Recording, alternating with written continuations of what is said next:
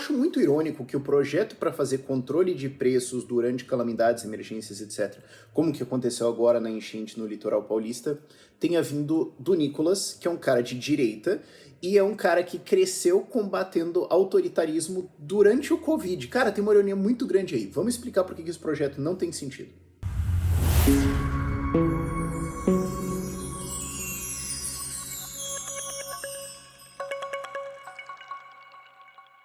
Então tá, teve as enchentes, teve por causa da chuva lá no litoral paulista, foi um gigantesco desastre, pessoas morreram, pessoas perderam suas casas, e aconteceu uma matéria, isso é importante de entender, teve uma matéria onde um jornalista se emociona e chora que tinha um cara vendendo água a R$ 93.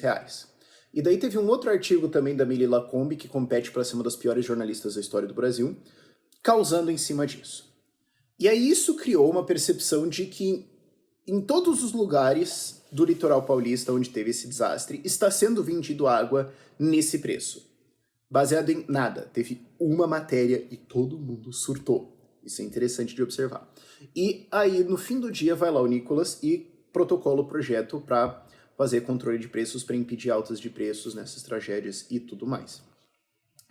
Por que esse projeto não faz sentido? Primeiro, mas é só uma emergência. Todas as pessoas deveriam entender isso. Mas o Nicolas deveria entender isso ainda mais. Porque a carreira política dele criou-se indo contra os autoritarismos durante a pandemia. De fecha tudo e tudo mais, as maluquices que o Calil fez lá em BH e destruiu com a cidade. Se você dá poderes ao Estado durante uma emergência, políticos criarão emergências para ter mais poderes.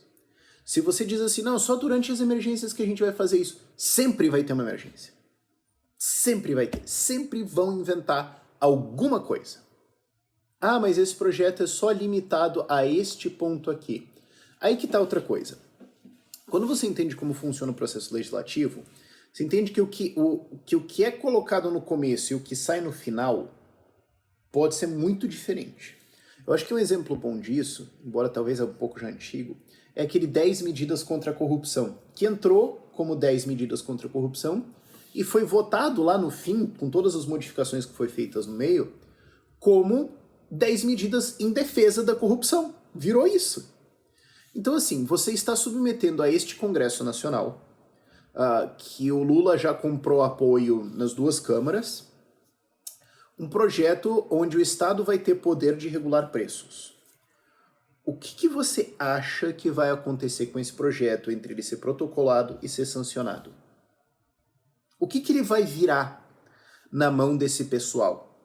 Porque uma vez que você protocolou o projeto, você abriu a discussão sobre tudo daquilo. Então o projeto pode virar qualquer coisa que é mais ou menos naquele tema. O risco disso aí é um negócio, assim, inimaginável. De o que vai acontecer quando isso aí passar numa comissão dominada pela esquerda. Terceiro ponto, isso aqui é um estudo de caso interessante. Lembram do furacão Sandy, lá em 2012? Ele foi um pouquinho fora da curva, porque ele literalmente foi fora da curva, ao invés dele bater nos estados do sul, ele virou para cima e acertou Nova York e Nova Jersey, uma coisa que raramente acontece. E Nova Jersey é importante porque eles têm uma lei que diz que em emergências, em calamidade, desastres, etc., não pode subir os preços mais do que 10%. E é curioso que Nova Jersey é coladinho com Nova York, né? E o que aconteceu? Por causa disso, moradores de Nova Jersey tiveram escassez de alimentos, de água, de um monte de coisas em pleno Estados Unidos, o país mais rico do mundo. Faltou coisa, porque a lei impedia que o preço subisse, então as pessoas não estavam levando coisas para vender lá porque não valia a pena. Por quê? Porque a infraestrutura colapsou, tudo caiu aos pedaços, e é mais caro levar. Se é mais caro levar, o preço tem que compensar. Se o preço não compensa, essas coisas não serão levadas e as pessoas ficarão sem. Se isso aconteceu no país mais rico do mundo e numa das regiões mais ricas desse país mais rico do mundo, o que vai ser do litoral de São Paulo, que agora inclusive está isolado logisticamente? Tipo, qual que é o custo para você levar água e alimentos agora, sendo que metade das estradas está embaixo de lama e todos os outros problemas que tem lá no meio do caminho? Sendo que a demanda explodiu agora. Se o preço não compensa, não vai acontecer. Essas pessoas ficarão sem. E o que vai acontecer se chegar nesse ponto? Se você tiver proibição desses aumentos de preços ao ponto em que não vale a pena levar essas coisas lá. Eu acho que isso vai acontecer nesse caso? Não. Certamente o projeto não vai tramitar e ser aprovado a tempo de influenciar a formação de preços no litoral de São Paulo, agora no desastre e tudo mais. Mas no próximo, o que vai acontecer?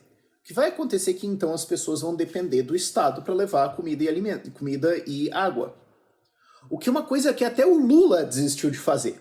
Lembremos de o que é o Bolsa Família.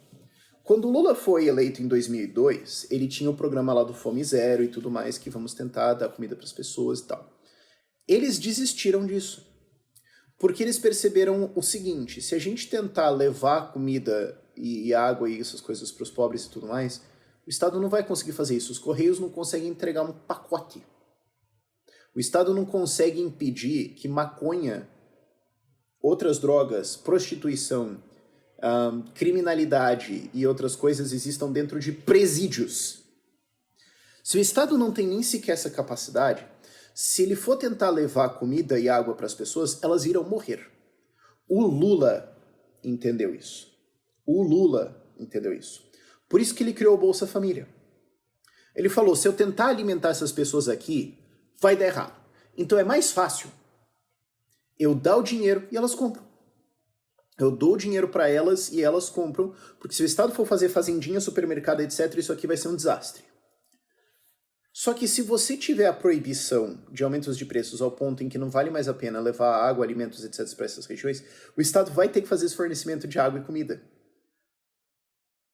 O que cria a situação muito irônica de um projeto de um cara de direita, ligado ao Bolsonaro, ligado ao anticomunismo, etc., que, em efeito, vai criar um estado de comunismo nessas regiões.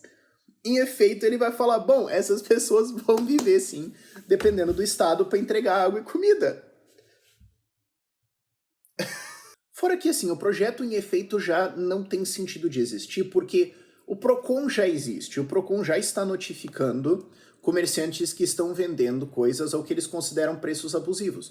O que o projeto possivelmente faria seria dar uma linha um pouco mais clara de o que é isso, mas você já tem os fiscais agora botando de quatro todo mundo que está fazendo esses negócios lá, o que em efeito também tem esses efeitos deletérios de desincentivar que coisas sejam vendidas lá, sejam levadas lá para serem vendidas. Então assim, o projeto nem tem motivo muito de ser, a não ser que você ache que o grande problema que precisa ser resolvido aqui é a arbitrariedade do PROCON. O que eu não vi esse argumento sendo feito.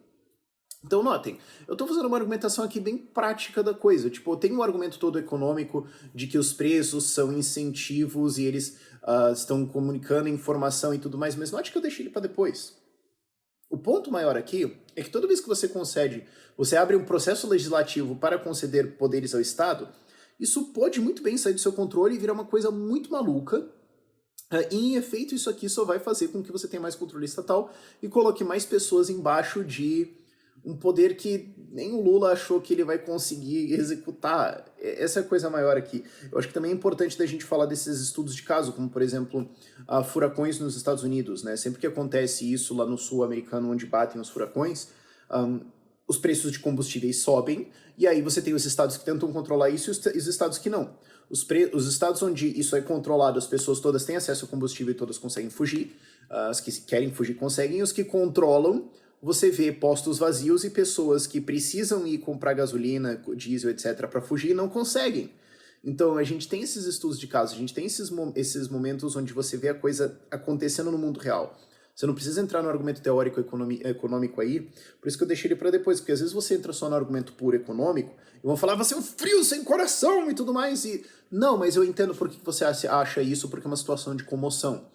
Então eu gosto de fazer esses argumentos que eu acho que vão funcionar melhor antes de colocar o argumento econômico, e é importante da gente lembrar também que são justamente nesses períodos de comoção, de quando a sociedade fica revoltada com alguma coisa, que autoritários falam, é agora! E a gente tem que ter cuidado com isso. E, de novo, é irônico que Justo Nicolas, que cresceu se opondo a aumentos de poder autoritários no momento de comoção popular, caia basicamente na mesma armadilha para fazer esse projeto. Por esse vídeo é isso. Tchau, tchau.